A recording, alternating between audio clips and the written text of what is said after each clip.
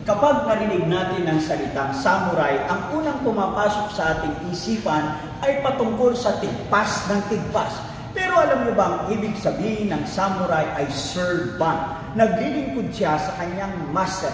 Naalala ko ang sabi ng isang Japanese guro ni si Taishin Dizamaru, kung isasarado mo ang iyong kamay, wala nang makakapasok dito. Pero kung bubuksan mo ang iyong kamay, marami kang mahawakan. Ganon din ang isipan. Kung isasarado mo na ang isipan mo sa katalinuhan at karunungan, walang papasok dito. Pero kung ito ay iyong bubuksan at meron kang screen para papasukin ang karunungan at ang katalinuhan, maraming papasok ito. Lagi natin tatandaan kung ano ang nilalaman ng isip, yun ang paligid.